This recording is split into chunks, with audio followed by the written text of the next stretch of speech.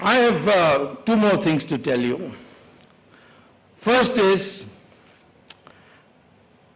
that breaking India is also being done through reservations.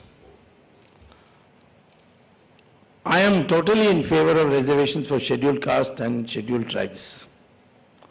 But I can't see why anybody else should get reservations. Because reservations should be given to only those sections of society who have never been ruling classes in our country. Just because they are poor doesn't mean they should get reservations. The Brahmins are poor, do they get reservations? A lot of rural Kshatriyas are poor, do they get reservations?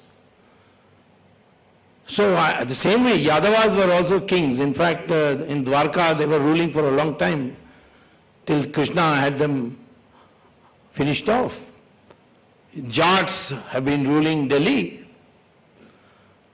Why this ruling? And Muslims ruled for 800 years and today they want reservations.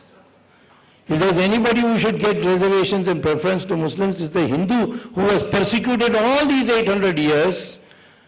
He is the one who deserves the reservations. Christians are ruling classes. Why should they get reservations?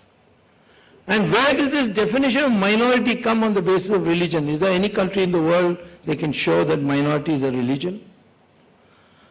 The United Nations had collected from all countries of the world what is the status of minorities.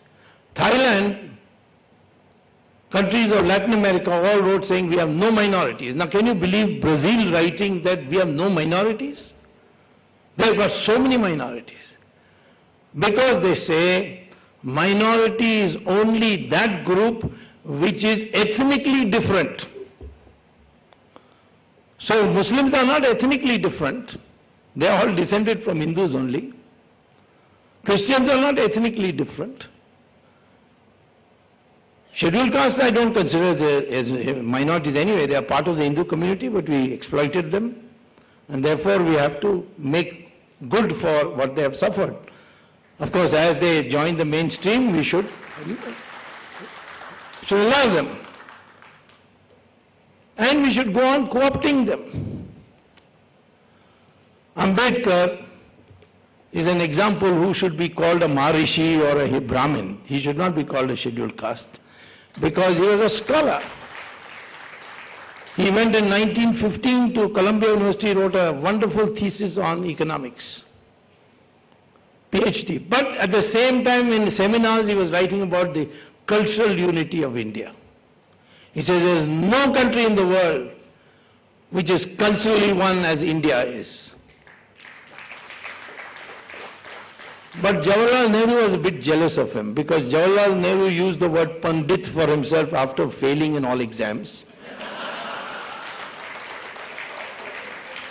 And he saw this Ambedkar with PhD and a law degree and from Columbia and from London School.